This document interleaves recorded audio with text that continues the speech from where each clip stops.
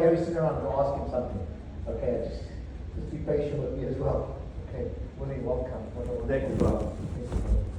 Give me your blessing for 6 minutes. 6. Good morning, how's everybody doing? Great. Holy moments. We talk about that with Father Gary all the time. Matthew Kelly has become a dear friend of mine over the past 15 years. Does anybody know where he got married, by any chance? St. Anne Catholic Church, the oldest church in South Florida, 16 years ago, Matthew Kelly. But we have the book, Holy Moments, is phenomenal. The first 4 pages deals with a monk in a hermitage, so Father Gary just loved the opening introduction there.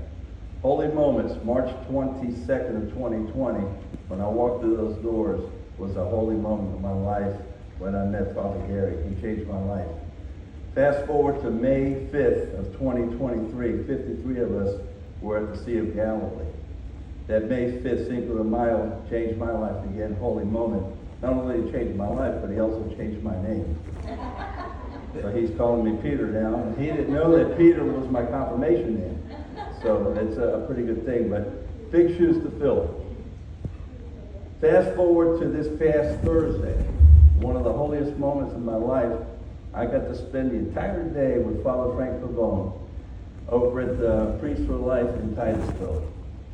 I couldn't tell you what it felt like walking through the entire building, 54,000 square feet. And every 4 feet there's a picture of him with St. John Paul II when he was young, with Pope Benedict, with Mother Teresa. I just sat there in awe. I took pictures. It was amazing. I've got to know him very well in the last couple of years, but he asked me to come up and meet with him. We did Zoom meetings, did all kinds of interviews, TV and everything.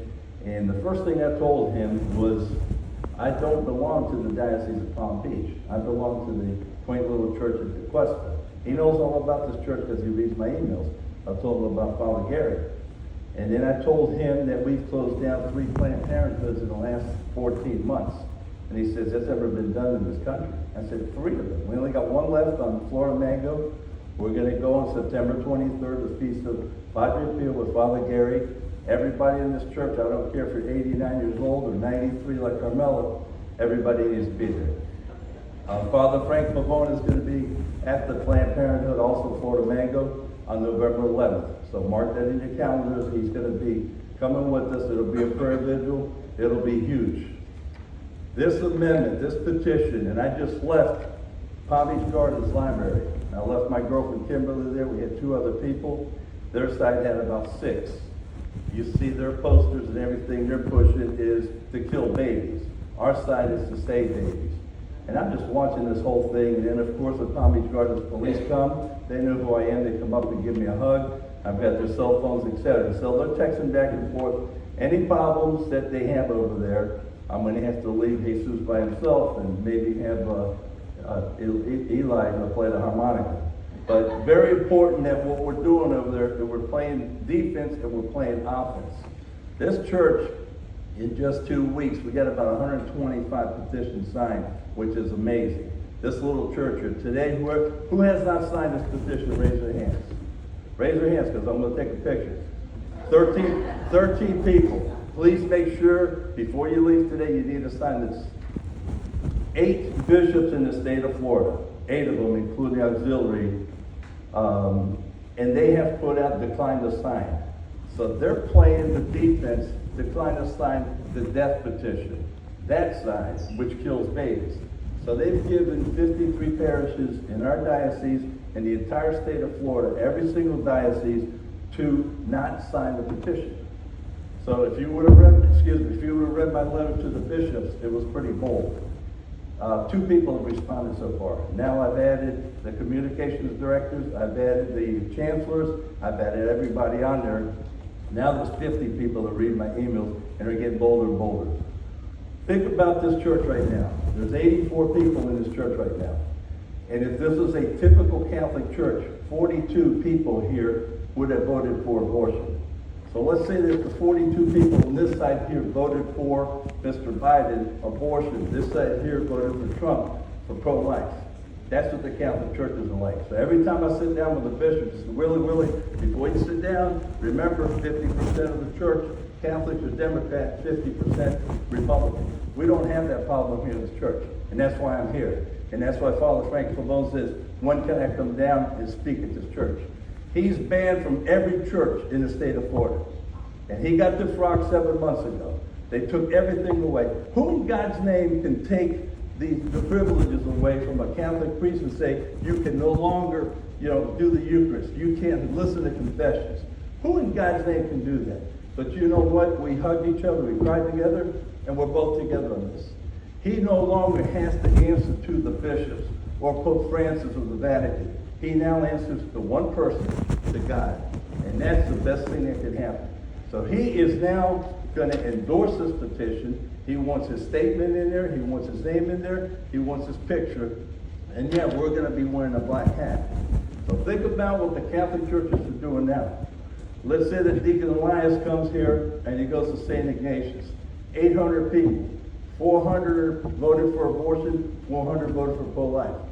He now is educating 800 people at the cathedral that there is a pro-abortion petition. These people in the audience are sitting there going, we didn't know anything about the petition. What are you talking about? Now he is educating everybody here, the 400 that voted for abortion, the 400 that voted for pro-life, that there is a petition here to kill babies. He gets done, he goes to the back of the church. These people are going to go, what petition are you talking about? You're telling me they find the sign? I want to sign that petition. We voted that way for abortion. So now we just educated the whole entire Catholic Church. The bishops are doing it the wrong way. They're going through the back door. They want us to decline the sign. We are doing what? It's fine to sign. So now it's the bishops against me. And I said, you know what? We're going to win. This little church is going to win. And we'll fight the other people there. They need to understand that they need to come in through the front door, come to the Eucharist, and say, we are pro-life. And that's what I'm fighting right here. So if you guys are with me, this is so important. I'm telling you right now, I'm as passionate as can be when it comes to this. When I walked out of the Priest for Life in Titusville, I got my car. I just broke down crying. I said, look at this. This is amazing. Father Frank Pavone, the most pro-life priest, not in the country, in the world. And they took his rights away to be a Catholic priest. And he said, Willie, I'm with you now. You need to come up here at least 3 times a month. And it's just amazing. I'm serious, it's 2 hours away. I know I stepped over my boundaries and stuff, but when I speak from the heart. In this church, we need to walk the walk. There's too many people sitting around and not walking the walk. How many people that are not here today went to the library? I put out the emails to 200 people. Only 2 people from this church came out to the volunteer. It was 94 degrees this morning when I was sitting at the table at 9:15. The left came in and I'm already fighting with them. We need to walk the walk because this is what this church is about. If I'm going to boast about this church, we better step up.